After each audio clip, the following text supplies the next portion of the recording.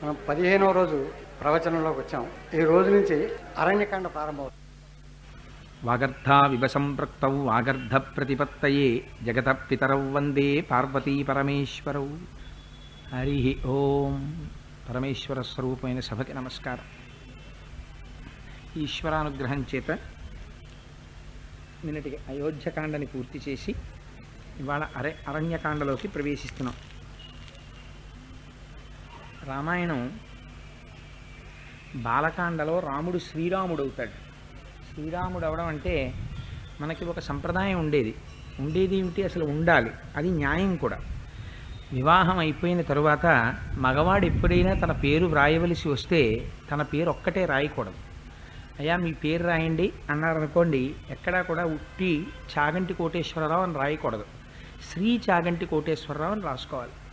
అయితే ఇవాళ రేపు తెలియక దాన్ని ఏం చేస్తారంటే శ్రీ చాగంటి కోటేశ్వరరావు అని రాస్తే వీడికి కీర్తి కండు తెక్కువ, అందుకని వీడే శ్రీ రాసేసుకున్నాడు అనుకుంటారు. కానీ అలా కాదు. శ్రీ పక్కన చేరితే ఆయనకి వివాహం అయింది, గృహస్థాశ్రమంలో ప్రవేశించిన వాడు అని గుర్తు. అందుకని పెద్దలైనటువంటి వారు ఇప్పటికీ కూడా తమ పేరు వ్రాయవలసి వస్తే శ్రీ అని ముందు పెట్టి అప్పుడు పేరు వ్రాస్తూ ఉంటారు. అందుకని రాముడు శ్రీరాముడయ్యాడు అంటే శక్తియుతుడయ్యాడు, గృహస్థాశ్రమంలో ప్రవేశించాడు. మనందరం కూడా గృహస్థాశ్రమంలోకి ప్రవేశిస్తాం. గృహస్థాశ్రమంలోకి దేనికి ప్రవేశిస్తాము అంటే గృహస్థాశ్రమంలోకి ప్రవేశించడం ప్రధానంగా ధర్మాన్ని పాటించడానికి. ఆ ధర్మాన్ని ఎలా పాటించాలో ఒకే వ్యక్తి తండ్రి దగ్గరికి వెళ్ళినప్పుడు పుత్రధర్మం, గురువు దగ్గరికి వెళ్ళినప్పుడు శిష్యధర్మం, తమ్ముళ్ళ దగ్గరికి వెళ్ళినప్పుడు భాతృధర్మం, అలా భార్య దగ్గరికి వెళ్ళినప్పుడు భర్తృధర్మం, ఇలా ఎవరెవరి దగ్గరికి వెళ్ళినప్పుడు ఏ ధర్మాన్ని ఎలా పాటించాలో కేవలం నోటితో చెప్పడం కాకుండా చేసి చూపించినటువంటి మహాత్ముడు రామచంద్రమూర్తి. అందుకని అయోధ్యకాండంతా గృహస్థాశ్రమంలో ఉండేటటువంటి వ్యక్తులు తమ జీవితాల్ని తీర్చిదిద్దుకోవడానికి కావలసినటువంటి సమస్తమైన వైభవాన్ని ప్రకాశింపచేస్తుంది.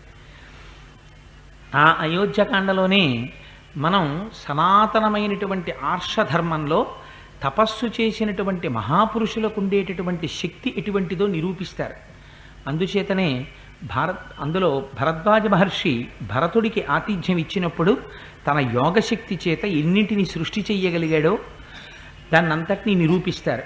అలాగే స్త్రీలు ఎంత వైభవాన్ని పొంది ఉండేవారో చూపించడానికి అనసూయామాత యొక్క వైభవాన్ని చూపించారు. ఎంత క్షత్రియులైనా ఎంత రాజకుమారులైనా మహర్షుల పట్ల ఋషుల పట్ల ఎంత గౌరవ మర్యాదలతో ప్రవర్తించేవారో చూపించడానికే రామచంద్రమూర్తి యొక్క పాదుకలు శిరస్సును పెట్టుకున్నటువంటి భరతుడు తిరిగి వెళ్ళిపోయేటప్పుడు భరద్వాజాశ్రమానికి వెళ్ళి భరద్వాజ మహర్షిని కలిసి రామచంద్రమూర్తి పాదుకలను తీసుకుని వెడుతున్నాను, ఇక నుంచి ఈ రాజ్యము నా రాజ్యము కాదు, రామరాజ్యమును రామ ప్రతినిధిగా నేను 14 సంవత్సరములు పరిపాలిస్తాను. 14 సంవత్సరములు దాటినటువంటి మరునాటికి రామచంద్రమూర్తి రాకపోతే నేను నా శరీరాన్ని విడిచిపెట్టేస్తాను, అగ్నిహోత్రంలో ప్రవేశిస్తానని ప్రమాణం చేశాను, ప్రతిజ్ఞ చేశాను. రాముడు దాన్ని మన్నించాడు. 14 ఏళ్ళు నన్ను పరిపాలించమన్నాడు ప్రతినిధిగా. అందుచేత ఇప్పుడు నాది కాదనేటటువంటి అపారమైన ఆనందంతో నాది అన్న మాట అనుభవించడం అంత కష్టంగా ఉండేది. అందుకని నాది కాదు, ఇది రామచంద్రమూర్తిది అనేటటువంటి పవిత్రమైన భావనతో నేను ఇప్పుడు తిరిగి అయోధ్యానగరానికి వెడుతున్నానని భరతుడు వెడితే సతీ అనసూయ యొక్క వైభవాన్ని ప్రకాశింపచేసినటువంటి కాండ అయోధ్యకాండ. ఆవిడ స్త్రీ, కానీ తల్లి ఎంత గొప్ప పతివ్రతో. ఆ తల్లి ఏకంగా 10 రాత్రుల్ని కలిపి ఒక రాత్రి చేసింది. దేశంలో క్షామం వస్తే నదిని ప్రవహింపచేసింది, చెట్లకన్నింటికీ కూడా పళ్ళు పండేటట్టు చేసింది, అత్రి మహర్షికి భార్య అయింది. అనసూయ అంటే ఒకరిలో ఉండేటటువంటి గుణములను దోషములుగా చూడడం అనేటటువంటిది చేతకాని తల్లి. రామాయణంలో ఒక రహస్యం ఉంది. ఎప్పుడెప్పుడు ముందుకి వెళ్ళినప్పుడు ఒక ప్రమాదం వస్తూ ఉంటుందో ఆ ప్రమాదం నుంచి తప్పుకోవడానికి కావలసినటువంటి శక్తి భగవంతుణ్ణి నమ్మినటువంటి వారికి, ధర్మం నమ్ముకున్న వాళ్ళకి ఈశ్వరుడు ఎలా తీసుకొచ్చి చేకూరుస్తాడో రామాయణంలో అంతర్లీనంగా ఉంటుంది. మళ్ళీ అదొక రకంగా మీరు పరిశీలన చేయాల్సి ఉంటుంది. దాన్ని కొద్దిగా మాత్రమే అందించే ప్రయత్నం చేస్తాను. రావణాసుర సంహారం కోసమని చెప్పి రామచంద్రమూర్తి అరణ్యకాండలో దండకారణ్యంలోకి ప్రవేశించారు. ఇది ఋషులందరికీ తెలుసు. ఎందుకు వచ్చాడు రాముడు దండకారణ్యంలో కంటే రావణ సంహారం జరగాలి. రావణ సంహారం జరగాలి కనుక రామచంద్రమూర్తి రావణ సంహారం చెయ్యడానికి కావలసినటువంటి రీతిలో ఆయనకి శక్తినివ్వాలి. ఎవరివ్వగలరు? సామాన్యులు ఇవ్వలేరు. అందుకే దివ్యాస్త్రములను ఎవరిస్తారంటే అగస్త్య మహర్షి ఇస్తారు. అలాగే సీతమ్మ తల్లి ఎదర గొప్ప పరీక్షకి గురవుతుంది. రావణాసురుడు అపహరిస్తాడు. అపహరించినప్పుడు ఎంతో ఔదార్యంతో తన మాతృత్వ స్థాయి నుంచి, జగన్మాత స్థాయి నుంచి ఎంత మాత్రమూ కిందకి దిగకుండా ఒక స్త్రీ యొక్క ఔన్నత్యాన్ని నిలబెట్టాలి. నిలబెట్టి ఒక మహాపతివ్రత అయినటువంటి స్త్రీ ఎలా ప్రవర్తించగలదో, ఎటువంటి స్థితిని అనుభవించగలదో చూపించడానికి అయోధ్యకాండ చివరికి వచ్చేటప్పటికి మహర్షి అనసూయా దర్శనం సీతమ్మకి చేయించారు. అనసూయా దర్శనం చేత సీతమ్మ తల్లికి పాతివ్రత్య నిష్ట ఎంత గొప్పదో మరింత సుబోధకమైంది. అనసూయమ్మ తల్లి యొక్క ప్రభావం సీతమ్మ తల్లిలో ప్రవేశించడం చేత ఆ తల్లి రావణాసుర సంహారానికి కేవలం, అందుకే హనుమంటారు సుందరకాండలో, తన పాతివ్రత్యంతో సీతమ్మ రావణాసురుణ్ణి ఎప్పుడో చంపేసింది, రాముడు నిమిత్తంగా వెళ్ళి చంపుతున్నాడు అన్నారు. అందుకని ఈ దేశంలో పాతివ్రత్యం అనేది ఎంత గొప్పదో, రాక్షస సంహారం కూడా ఎలా చెయ్యగలదో, కేవలం ఆయన మాట్లాడుతుంటే తాను మిన్న కొద్ది కన్నుల నీరు పెట్టి అంతే, ఆ తేజస్సు చేత, ఆ పాతివ్రత్యం చేత ఒక మహాపతివ్రత దగ్గరికి వెళ్ళి అలా మాట్లాడడం వల్ల తన మరణాన్ని తాను కొని తెచ్చేసుకున్నాడు రావణాసురుడు. ఈ పాతివ్రత్య శక్తి సహజంగా ఉన్నప్పటికీ అనసూయ దగ్గర నుంచి మరింత పొందింది ఆవిడ. అందుకని ఏ పాత్రలతో కలిపినప్పుడు ఎలా భాషిస్తుందో చూపిస్తుంది మనకి రామాయణం. అందుకే మనం ఎవరింటికి ఎడతాం, మనకెవరు స్నేహితులు, మన్ని చూడగానే ఎవరు పేరు పెట్టి పిలిచి పలకరిస్తారో అన్నది కూడా మీ జీవితాన్ని చెప్తుంది. మీకు మహాపురుషులతో సంబంధం ఉందనుకోండి, మీరు చొరవగా వారి ఇంటిలోకి ప్రవేశించగలరనుకోండి, వారి ఇంట్లో మీరు కూర్చోగలరనుకోండి, మిమ్మల్ని చూడగానే వారు పలకరిస్తారనుకోండి, మీ యొక్క అభ్యున్నతిని వారు కోరుతున్నారనుకోండి, అంతకన్నా మీకు జీవితంలో మంగళప్రదమైన విషయం ఇంకొకటి లేదు. రాముడు రక్షింపబడ్డాడంటే దేనివల్ల రక్షింపబడ్డాడు? రాముడు కూడా నరుడిగా వచ్చాడు. నరుడిగా వచ్చినటువంటి రాముడు రక్షింపబడినది మహర్షుల చేత రక్షింపబడ్డాడు, తపోబలం చేత రక్షింపబడ్డాడు. అంతటి విశ్వామిత్రుడు అంత గొప్ప వరాలిచ్చినా, అంత అస్త్ర సంపదనిచ్చినా రావణాసురుడితో యుద్ధం చేసేటప్పుడు రాముడంతటి వాడు బడలేడు. అప్పుడు ఒకరు పిలిచారా పిలవలేదా అని చూడకుండా వచ్చి అగస్త్య మహర్షి ఆదిత్య హృదయాన్ని ఉపదేశం చేశారు. రామచంద్రమూర్తి ఆనాడు నరుడిగా వచ్చి ధర్మాన్ని నిశ్చయాత్మకమైనటువంటి బుద్ధితో నమ్మి ధర్మాన్ని ఆచరించి చూపించడం చేత అగస్త్య మహర్షి ఆ రోజున ఆదిత్య హృదయాన్ని రాముడికి ఉపదేశం చేశారు. రాముడికి ఉపదేశం చేశారు కాబట్టి ఇవాళ మన జాతికంతటికి ఆదిత్య హృదయం అందింది. ఆదిత్య హృదయం అంటే అదొక అమృత భాండమే. ఆదిత్య హృదయం చదవడం ఇంకా మీరు కవచం కట్టేసుకున్నట్టే, ఎదురుండదు దానికి అటువంటి శక్తి. అందుకే ఆదిత్య హృదయాన్ని ఉపదేశం చేస్తే వెళ్ళిపోయాడంతే అగస్త్యుడు. నేను ఉపదేశం చేశాను, చంపుతాడా చంపడా రావణుణ్ణి చూడలేదు, నేను చూసేదేమిటి, ఇచ్చేశానంతే బ్రహ్మాండమైనటువంటి ఔషధాన్ని చేతికి, చచ్చిపోతాడు రావణాసురుడు తెలుసు. ఎలా వచ్చాడో అలా వెళ్ళిపోయాడంతే అగస్త్యుడు. అయ్యో నేను ఉండి చూడాలోసారి, మా వాడి జాగ్రత్తగా ఆదిత్య హృదయం చదువుతాడో చదవడో, చదివాక పట్టిస్తుందో పట్టివ్వదో నేను చూస్తాను అనలేదు. గురువుకు ఉండవలసినటువంటి ధైర్యం అది తనొక మాట చెప్తే. ఇవి ఎక్కడి నుంచి వచ్చాయి రాముడికి అంటే మహాత్ములతోడి సంగము. అందుకే సత్యేన లోకాంజైతి దీనేం దానేన రాఘవ గురూన్ శుశ్రూషయ ధనుషాయుధి శత్రవా అని అంటారు. ఆ గురువులు దేనికి ఉపదేశం చేస్తారు? ఆ గురువులు ఎందుచేత కష్టపడి శిష్యుడిని ఔదార్యంతో తమకున్న విద్య అంతటినీ నేర్పుతారు అంటే, గురువుల పట్ల నువ్వు ఎంత జాగ్రత్తగా ప్రవర్తిస్తే, వారికి ఎటువంటి శుశ్రూష చేస్తే దానికి లొంగుతారు. అందరికన్నా నువ్వు తక్కువ మాట్లాడవలసినది గురువు దగ్గర మాట్లాడాలి. ఎందుచేత? అసలు గురువు దగ్గర మాట్లాడటమే భయం. నువ్వు గురువు దగ్గర ఎంత తక్కువ మాట్లాడి ఎంత జాగ్రత్తగా ప్రవర్తిస్తే అంతగా గురువుల యొక్క కటాక్షం లభిస్తుంది. అంతేగాని గురువుల దగ్గరికి వెళ్ళి వెర్రి వెర్రి వేషాలు వెయ్యకూడదు. ఇది రాముడు నేర్పాడు మనకి రామాయణంలో. ఆ అయోధ్యకాండ పూర్తి చేసి అరణ్యకాండలో ప్రవేశిస్తాడు. అరణ్యకాండ ఒక గమ్మత్తైన కాండ. నేను ఎందుకు ఈ మాట అంటున్నానంటే ఋషి సదృశులైన రాక్షసులను దర్శనం చేయిస్తుంది. ఈ మాట నేను ఎందుకన్నానంటే రాక్షసులను దర్శనం చేయిస్తుంది, ఋషులను దర్శనం చేయిస్తుంది, ఋషి సదృశులైన రాక్షసులను దర్శనం చేయిస్తుంది. ఋషి సదృశుడైన రాక్షసుడు ఎక్కడున్నాడు? ఋషిలా బతికిన రాక్షసుడు ఉన్నాడా? ఉన్నాడు, మారీచుడు. మీకు అరణ్యకాండలో మారీచోపాఖ్యానం వచ్చినప్పుడు చూపిస్తాను. మారీచుడు ఎటువంటి స్థితిని పొందాడో, ఎటువంటి మాటలు చెప్పాడో నాకైతే అనిపిస్తుంది నిజంగా మారీచుడు చెప్పినటువంటి మాటల్ని ప్రతి వాళ్ళు ప్రతిరోజు ఒకసారి మననం చేసుకోవాలి. ఎంత గొప్ప మాటలు చెప్పాడో మహానుభావుడు. ఋషులు భవిష్యత్తుని ఎలా దర్శనం చేస్తారో అలా దర్శనం చేశాడు. ఋషులు కూడా రావణాసురుడికి ఎదురు తిరిగి చెప్పడానికి కొంత భయపడ్డారేమో, చెప్పలేదేమో, కానీ మారీచుడు ఒక్కడే రామాయణంలో నిర్భయంగా చెప్పాడు రావణాసురుడికి ఏం జరగబోతోందో. ఖచ్చితంగా అంత భవిష్యత్ దర్శనం చేసినటువంటి మారీచుడు నా దృష్టిలో ఋషి. రాముడు అంటే ఇది అని నిర్వచనం చేసినటువంటి శక్తి మారీచుడికి మాత్రమే దక్కింది. ఎందుచేత అంటే మనం రాముడెవరు అని అడిగామనుకోండి, మనందరం ఒక్కటే శ్లోకం చెప్తాం, రామో విగ్రహవాన్ ధర్మ సాధు సత్య పరాక్రమ. రాముడు అంటే పోతపోసిన ధర్మం అని చెప్తాం. ఈ మాట చెప్పిన వారు ఎవరో తెలుసా అండి? శ్లోకాన్ని అరణ్యకాండలో మారీచుడు చెప్పాడు. అందుకని ఆ మారీచుడి గొప్పతనం ఏమిటో మీకు చూపిస్తాను. అయితే విచిత్రమైన విషయం, మీకు నేను మొట్టమొదటి నుంచి ఒక విషయం చెప్తున్నాను. వాల్మీకి మహర్షి ఎక్కడా సర్టిఫికెట్లు ఇచ్చే అలవాటు వాల్మీకి మహర్షికి లేదు. వీరు మంచివారని చెప్పరు, వారు చెడ్డవారని చెప్పరు, కథాగమనాన్ని చెప్పుకెళ్ళిపోతారు. ఎంత అందంగా చెప్తారంటే, నేను ఫలానా వారింటికి వెళ్ళానండి, వారి ఇంట్లో గమ్మత్తు ఏమిటో తెలుసా? వాళ్ళ ఇంట్లో అన్నీ చాలా లేత రంగులు వాడతారు. ఆఖరికి సోఫా సెట్టుకు ఉండేటటువంటి పై వస్త్రం కూడా చాలా లేత రంగులో ఉంటుంది. మీరు ఏ గోడవేపు చూడండి చిత్ర విచిత్రమైనటువంటి దేవతామూర్తుల విగ్రహాలు ఉంటాయి. సంప్రదాయబద్ధమైనటువంటి గురువుల యొక్క మూర్తులన్నీ వారి ఇంట్లో ఉంటాయి. మంచి మంచి చిత్రపటాలని చూడాలంటే మీరు వారి ఇంట్లో చూడాలి.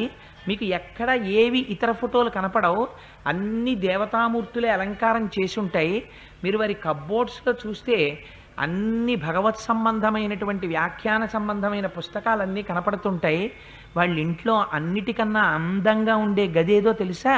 పూజ గది. ఎంత ఆకర్షణీయంగా ఎప్పుడు ధూపం వాసనతో ఎంత అందంగా ఉంటుందోనండి వాళ్ళ పూజ గది అని మీరు ఒక వ్యక్తి గురించి చెప్పారనుకోండి.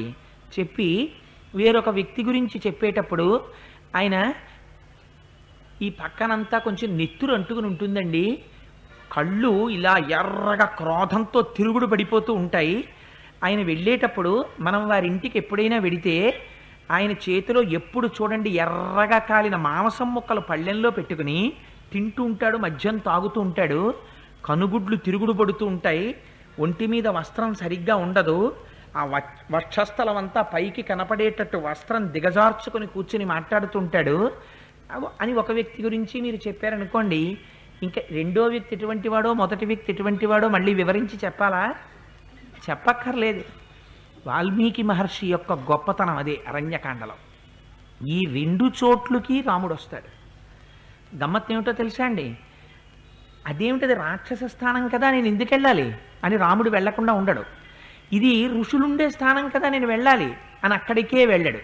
ఇది మనకి ఎలా ఉంటుందంటే, మీకు నేను తేలిగ్గా చెప్పాలంటే ఒక్క ఉపమానంలో చెప్తాను. ఒక బ్రహ్మాండమైనటువంటి దేవాలయం ఉంది. ఆ ఆలయానికి ఒక విశాలమైన ప్రాంగణం ఉంది. ఆ విశాలమైన ఆలయ ప్రాంగణంలో కొన్ని వేల మంది భక్తులు కూర్చుని భగవత్కథాశ్రవణం చేస్తూ ఉంటారు. ఒకనాడు ఒక పాపిష్టివాడికి ఒక బుద్ధి పుట్టి అక్కడ అమ్మకూడనటువంటి వస్తువుల్ని అమ్ముదామని మధ్య విక్రయ కేంద్రం ఒకటి అక్కడ పెట్టాడు. ఆ ఆలయానికి దగ్గరలో పెడితే అక్కడికి ఒక సర్కిల్ ఇన్స్పెక్టర్ గారు ఒక ఆయన జీప్ వేసుకుని వచ్చాడు ఆలయం దగ్గరికి. నేను గుడి ప్రాంగణంలోకి వచ్చాను కదా అని చెప్పి బూట్లు విప్పేసి చేతిలో రివాల్వరు కర్ర స్టిక్కు పట్టుకుని వచ్చాడు. ఇప్పుడు ఆయన రావడం ఇద్దరికి, ఒకరికి మోదం ఒకరికి ఖేదం. ఆయన రావడం ఆ దేవాలయాన్ని నమ్ముకున్న వాళ్ళందరికీ సంతోషం. ఎందుకని? అమ్మయ్య పీడ విరగడైపోయింది, ఇవాళతో ఇక్కడ మద్యం షాపు ఎగిరిపోతుంది. ఒకరికి ఖేదం. ఎందుకని? అయ్యి బాబోయ్ నేను ఇక్కడ పెట్టుకున్నాను, ఇంత సంపాదిస్తున్నాను, మంచి సెంటర్ అనుకున్నాడు, కానీ అక్కడ అమ్మకూడదు కనుక తీయించేస్తాడు ఆయన. ఆయన రావడం రెండు ప్రయోజనములను ఏకకాలమునందు సాధిస్తాడు. సాధించడంలో ఆయనకేం రాగద్వేషాలు లేవు. ఏమిటి అది? ఆయన ధర్మం. ఏమిటా ధర్మం? జరగకూడని ప్రదేశంలో జరగకుండా చూడడం ఆయన ధర్మం. దాని చేత ఒకరికి రక్షణ జరుగుతుంది, ఒకరికి శిక్షణ జరిగిపోతుంది. ఏకకాలమునందు జరుగుతాయి. అరణ్యకాండలో రాముడు నడవడం ఏకకాలమునందు రాక్షస సంహారం, ఏకకాలమునందు ఋషులకి అభయం, రెండూ ఒక్కసారి జరుగుతాయి. ఇలా జరపగలగడం రక్షకత్వం. రక్షకత్వం శ్రీ మహావిష్ణువుది, స్థితికారుడు కనుక. అందుకని ఇవాళ రాముడు విష్ణు స్వరూపంతో తిరుగుతాడు దండకారణ్యంలో. అందుకే అరణ్యకాండ వింటే మీకు తెలియకుండానే ఒక గొప్ప ఫలితం సమకూడుతుంది. ఏమిటా ఫలితం అంటే, మీకు తెలిసి వినండి, తెలియక వినండి, ఇత పూర్వం మీరు ఎన్నడూ విననటువంటి మహర్షుల యొక్క కథలు మీరు వింటారు. ఇంకా ఇక్కడికి వచ్చేటప్పటికి బాలకాండలో రాజుల కోరికలు, రాజుల భార్యలు, సంతానాలు, వంశాలు ఇవి వస్తాయి. కానీ అరణ్యకాండలో గమ్మత్తు ఎక్కడ వస్తుందంటే, ఒక ఋషి వస్తాడు, ఒక రాక్షసుడు వస్తాడు, ఒక ఋషి వస్తాడు, ఒక రాక్షసుడు వస్తాడు. ఇద్దరిని సాక్షి మాత్రంగా మహర్షి చెప్పుకెళ్ళిపోతుంటారు. ఇక్కడ పెద్ద పట్టాలు కట్టారు, అక్కడ తృణీకరించారు. రెండిటినీ నువ్వు సాక్షిగా అనుభవిస్తూ ఉండాలి. ఈ ఇద్దరితోడి సంబంధం ఎవరికి ఎడుతుంటుందంటే రాముడికి ఎడుతుంటుంది. ఎందుకని? ఒకరిని నిగ్రహిస్తూ ఉంటాడు, ఒకరిని రక్షిస్తూ ఉంటాడు. అయితే గమ్మత్తు ఒకటి ఆలోచించండి. పైకి కనపడడంలో రాక్షస సంహారం చేసినట్టు కనపడుతుంది, కానీ మీరు అరణ్యకాండ వినేటప్పుడు ఈ సూత్రాన్ని జ్ఞాపకం పెట్టుకుని వినండి.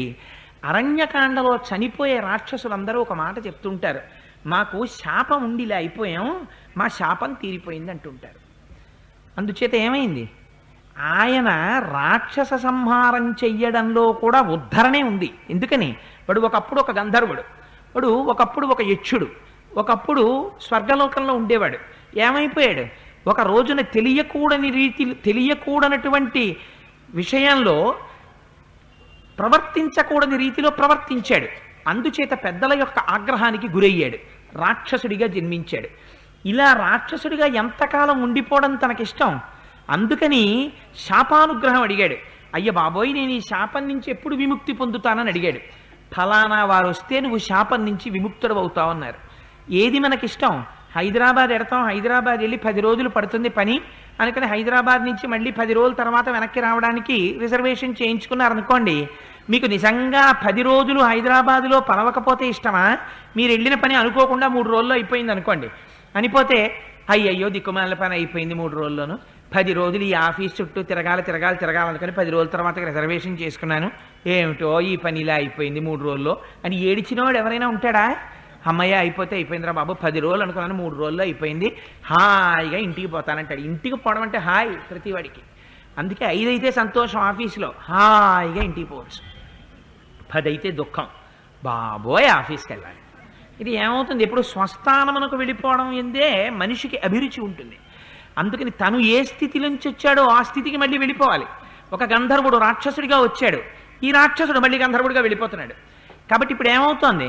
పైకి రాక్షస సంహారం కనబడుతోంది, కానీ నిజంగా ఆయన సంహారం చేస్తున్నాడా, ఔదార్యం ప్రకటిస్తున్నాడా? ఔదార్యమే ప్రకటిస్తున్నాడు. ఏకకాలమునందు ఋషులకి రక్షణ జరుగుతోంది, రక్షణ ఔదార్యం. రక్షణ చేస్తున్నాడు, రాక్షసులను రక్షిస్తున్నాడు. ఎలా?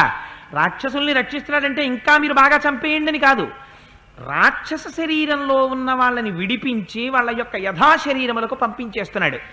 ఇది కేవలం ఒక నరుడిగా ఉండి అరణ్యకాండలో గమ్మత్తు ఏమిటో తెలుసా అండి? అలా చంపే ముందు తనకో కష్టం వస్తుంటుంది. తనకో కష్టం వచ్చినప్పుడు ఓ మనిషి ఎలా ఏడుస్తాడో అలా ఏడుస్తాడు. ఏడ్చినప్పుడల్లా మనం ఏం చేస్తాం? మనకి జీవితంలో కష్టం వచ్చింది అనుకోండి, ఏదో జ్ఞాపకానికి వస్తూ ఉంటుంది. మీ 3 తరాలకు ముందు మీకు ఎంత ఆస్తోనయ్యా, మీరు దురదృష్టం, మీ 5వ తరంలో వాడు ఆస్తి పాడు చేశాడని అనుకోండి. 5వ తరంలో వాడు ఎవడో వీడికి తెలియదు, కానీ వీడికి ఎప్పుడైనా ఓ 1,00,000 రూపాయలు తక్కువ వస్తే మా 6వ తరంలో ఎంత ఆస్తి ఉండేదట, 5వ తరం వాడు పాడు చేసేసాడు, లేకపోతే 7వ తరం వాడు పాడు చేశాడని వాడిని తిట్టుకుంటుంటాడు. అలా రాముడు కూడా నరుడిగా ప్రవర్తించాడు కనుక రాక్షస సంహారం అంటే ఇలా రాక్షసుడిని చూడగానే ఇలా ఓ చిటికేసి ఇలా ఓ బాణం వేసి ఏం చంపేరు. రాముడు కూడా కష్టపడతాడు నరుడిలాగే. ఒక క్షత్రియుడు ఎలా కష్టపడతాడో అలా కష్టపడతాడు. పైగా ఒక లక్షణం ఉంటుంది, గురువుల దగ్గర సుశిక్షితులైనటువంటి క్షత్రియుడు ఎలా పడితే అలా బాణాలు వేసి చంపేయకూడదు. ఓ రాక్షసుడు కనపడ్డాడు అనుకోండి, వెంటనే ఎందుకైనా మంచిది ఓ పవర్ఫుల్ అస్త్రం వేసేద్దామని చెప్పి తీసేసి ఏ వాయువ్యాస్త్రమో వేసేయకూడదు. దానికో లక్షణం ఉంటుంది. ముందు కొన్ని బాణములు పెట్టి కొడతారు, తర్వాత నారాజ బాణములు కొడతారు, తర్వాత అర్ధచంద్రాకార బాణములు కొడతారు. అప్పుడు కూడా వాడు లొంగకపోతే వాడి యొక్క శక్తిని చూస్తారు. వీడి శక్తి ద్విగుణీకృతం, ఈ బాణములు వ్యర్థములవుతున్నాయి అని కనిపెడితే ఒక్కొక్క మెట్టు ఎక్కుతారు. ఎక్కి ఇది ప్రయోగించక తప్పదు అన్ననాడు చిట్ట చివర ఒక్కొక్క అస్త్రం దాటుతూ ఆఖరణ ఇంకా ఏ అవకాశము లేని నాడు బ్రహ్మాస్త్ర ప్రయోగం చేస్తారు. ఈ ఓర్పు ఉండాలి. అంతేకాని వీడు నా మీద ఓ బాణం వేశాడు, వేసే బ్రహ్మాస్త్రం అని కనపడ్డవాడి మీదల్లా బ్రహ్మాస్త్రం వేసేయరు. అందుకే మనకి ఓ మాట వాడుతుంటారు, పిచుకు మీద బ్రహ్మాస్త్రం వేస్తాడు రైనా అని. అందుని పిచుకు కనపడితే బ్రహ్మాస్త్రం వేసేసి తెలుసు కదా అని చెప్పి ఇంకా అక్కడ కూర్చుని అదే పనిగా బ్రహ్మాస్త్రం వేసేయరి. ఆ ఓర్పు ఉండాలి మనిషికి. అందుకే రాముడు బాణప్రయోగం చేస్తున్నప్పుడు మీరు గమనించవలసింది ఏమిటంటే బాలకాండలో మీరు పెద్ద లిస్టు చదివారు, అంత లిస్ట్ అన్న అస్త్రాలు ఉన్నాయి కదా, అవి ఏం వేయడేమిటండి? ఎప్పుడు చూసినా ఏమిటో 3 అర్ధచంద్రాకార బాణములను కొట్టాను, 4 నారాచ బాణములను కొట్టాను. ఎందుకు ఈ బాణాలు కొట్టడం? ఓ అస్త్రం తీసి కొట్టేయకూడదా? కొట్టకూడదు. నేను ఎందుకు ముందుగానే మీకు ఈ విషయాలు చెప్తున్నానో తెలుసా అండి? మళ్ళీ అరణ్యకాండ చెప్పేటప్పుడు అస్తమానం రాక్షసులు వచ్చినప్పుడల్లా ఇదిగో అని నేను చెప్పక్కర్లేదు. మీరు ఈ కోణంలో వింటూ ఉండాలి. వింటున్నప్పుడు అరణ్యకాండకున్న గొప్పతనం ఏమిటంటే కేవలం వినడం చేత ఇన్నాళ్ల నుంచి శరీరాన్ని పట్టినటువంటి రాజస తామస ప్రవృత్తులు విడిపోతాయి. ఎందుచేత? మహాత్ములకు సంబంధించినటువంటి కథలు నడుస్తాయి. అటువంటి మహాత్ముల యొక్క పేరు వినడమే చాలు. అందుకే ఒక మాట చెప్తారు, రామాయణం వింటే ఏమవుతుంది అంటే అందరి దేవతల అనుగ్రహం కలుగుతుంది. ఎందుకు కలుగుతుంది? ఇవాళ మీరు శరభంగ మహర్షి యొక్క జీవితం వింటారు. విన్న తర్వాత ఇంటికి వెళ్ళిపోయి అనుకుంటారు, ఏమిటా శరభంగ మహర్షి అలా ఎలా ఉండగలిగాడండి అనుకుంటారు. ఎప్పుడైతే మీ మనస్సులోకి ఒక్కసారి శరభంగ మహర్షి వెళ్ళాడో, ఒక్కసారి ఆయనకి చోటు దొరికిందో, దొరకగానే లోపల ఇన్ని జన్మల నుంచి పట్టినటువంటి రాజస తామస ప్రవృత్తులన్నీ ఎగిరిపోతాయి. అందుకే మొట్టమొదట ఆ భక్తి కావాలి. కాబట్టే నిన్నటి రోజున గోపాలకృష్ణ గారు అంత చక్కటి కార్యక్రమాన్ని నిర్వహించి అందరి తల మీద రామచంద్రమూర్తి పాదుకలు పెట్టుకోవాలని నిన్న పాదుకలు పెట్టారు.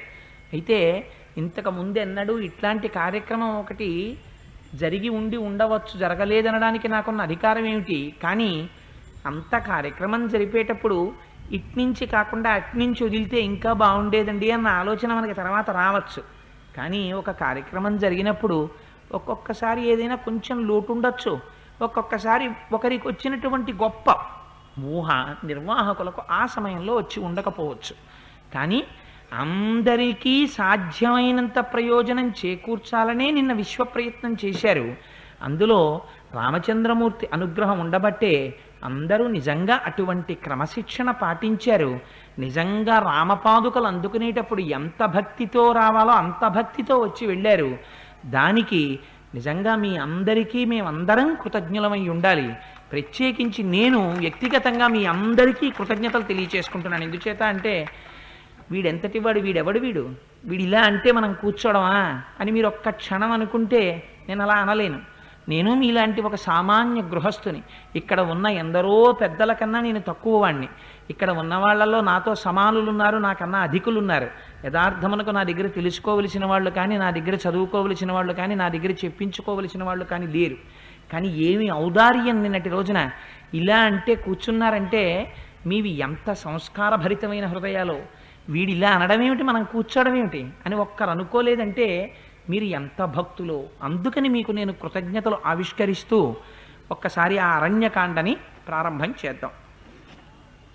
వాల్మీకి మహర్షి అరణ్యకాండ ప్రారంభం చేస్తూ ఒక అందమైన శ్లోకంతో మొదలు పెడతారు.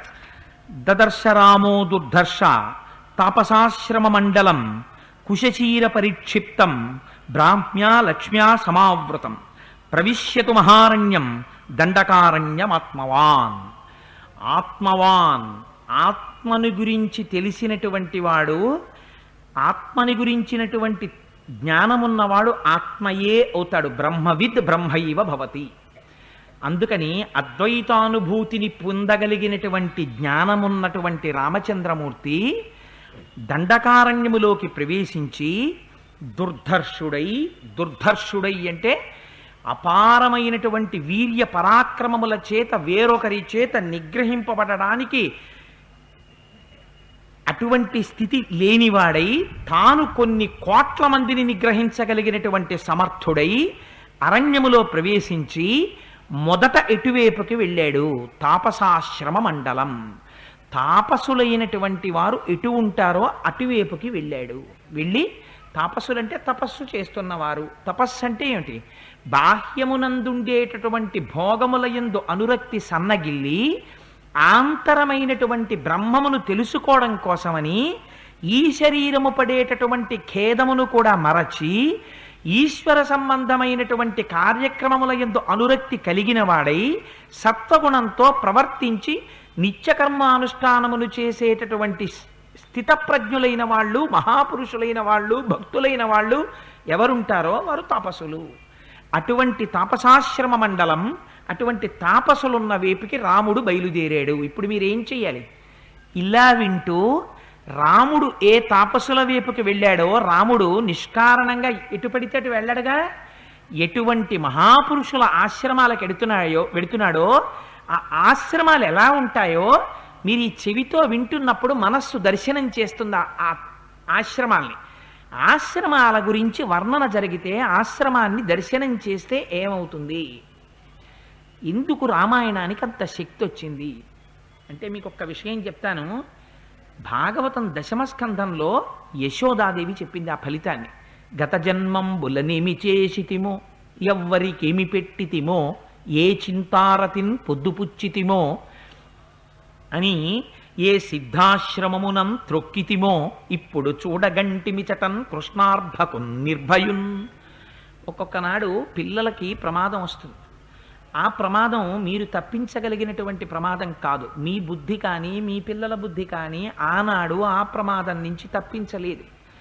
అటువంటి ప్రమాదం నుంచి తప్పించవలసి వస్తే, ఆ బిడ్డండి మీకు ఇవ్వవలసి వస్తే ఈశ్వరుడు మీ ఖాతా వైపు చూస్తాట. ఏం పుణ్యం ఉందని రక్షించని వీణ్ణని. ఏవి చూస్తాడోట తెలుసా అండి? అప్పుడు గత జన్మంబులనేమి చేసితిమో, నువ్వు ఈ శరీరంతో ఉన్నప్పుడు ఏం చేశావో చూస్తాట పుణ్యాలు. గట్టి పుణ్యం ఉంటేనే ఆపుతాడు. గత జన్మంబులనేమి చేసితిమో, ఎవ్వరికి ఏమి పెట్టితిమో, ఒక్కొక్క నాడు ఒక్కొక్క మహాపురుషుడి చేతిలో పడినది అక్షయ ఫలితం అయిపోతుంది. ఎవ్వరికి ఏమి పెట్టితిమో, ఏ చింతారతిన్ పొద్దుపుచ్చితిమో, ఏ చింతారతిన్, మీరు ఎలా గడిపినా కాలం గడిచిపోతుంది. మీరు రామాయణమే వినక్కర్లేదు. మీరు టీవీ ముందు కూర్చున్నా టైం అయిపోతుంది. మీరు టీవీ ముందు కూడా కూర్చోక్కర్లేదు. ఏమీ చెయ్యకుండా మీ బాల్కనీలో మీరు కూర్చున్నా టైం వెళ్ళిపోతుంది.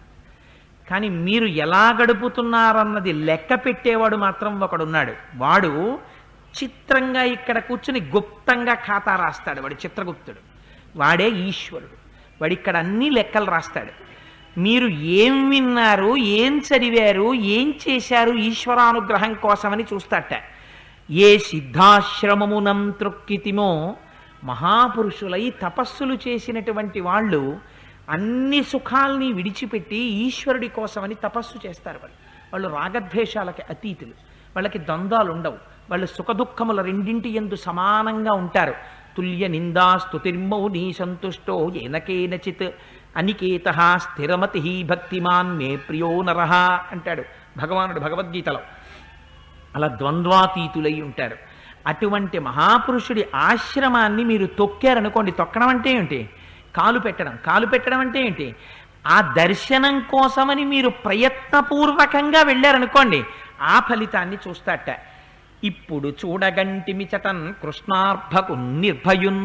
ఎక్కడి నుంచి పడ్డాడు కృష్ణుడు? ఎక్కడో ఆకాశంలోకి ఎత్తుకుపోయాడు తృణావర్తుడు. అక్కడి నుంచి కింద పడిపోయాడు. పడిపోయినా బ్రతికాడు. ఎలా బతికాడో యశోద చెప్పింది. ఈ పుణ్యాలు ఉంటే బతుకుతాడంది. మహర్షి ఇవాళ మనందరికీ ఒక గొప్ప పుణ్యాన్ని మూట కట్టి అరణ్యకాండలో 7 రోజులు మన ఖాతాలో పారేస్తున్నారు. ఏమిటా పుణ్యం? గొప్ప గొప్ప మహర్షుల యొక్క దర్శనం చేయిస్తారు. ఎలా చేయిస్తారు? మిమ్మల్ని టిక్కెట్టు పెట్టి తీసుకెళ్ళి చేయించక్కర్లేదు. మానసిక దర్శనం చేయించేస్తారు. ఆ ఋషులంటే ఎలా ఉంటారో, వాళ్ళ కుటీరాలు ఎలా ఉంటాయో, వాళ్ళ బట్టలు ఎలా ఉంటాయో ఇవి చెప్తారు. అది మీరు మానసికంగా ఓసారి చూస్తున్నారనుకోండి, మీరు అవి దర్శనాలు చేసేసినట్టే. ఎలాంటి ఆశ్రమాలు అవి? ఒక శరభంగుడి ఆశ్రమం, ఒక సుతీక్ష్ణుడి ఆశ్రమం, రేపు ఒక అగస్త్య మహర్షి ఆశ్రమం. అగస్త్యుడి ఆశ్రమాన్ని ఎలా ఉంటుందో, ఆ అగస్త్యుడు ఎటువంటి వాడో అసలు ముందు చెప్తారు ఉపోద్ఘాతం రేపు. చెప్పి దర్శనం చేయిస్తారు. మానసికంగా అసుర సంధ్య వేళలో ఉత్తరాయణ పుణ్యకాలంలో మీరు అటువంటి ఆశ్రమాన్ని విని దర్శనం చేశారనుకోండి, ఏమవుతుంది ఆ ఫలితం మీకు తెలియదు. ఆ ఫలితం మీ ఖాతాలో పడిపోయినట్టు కోట్ల కోట్ల కోట్ల అక్షయమై ఖాతాలో పడిపోతుంది. ఇది అందుకే ఋషికి రుణపడ్డావు నువ్వంటారు. ఈ ప్రయోజనం మీకు ఇచ్చిన వాడెవరు? ఒక ఋషి వాల్మీకి ఇచ్చారు. అందుకని ఆ వాల్మీకి మహర్షి ఇవాళ మనకి దర్శనం చేయిస్తున్నారు రాముణ్ణి అడ్డు పెట్టి. అందుకని తాపసాశ్రమ మండలం, ఆ తాపసులు ఉండేటటువంటి ఆశ్రమంలోకి వెళ్ళారట. అవి ఎలా ఉన్నాయి?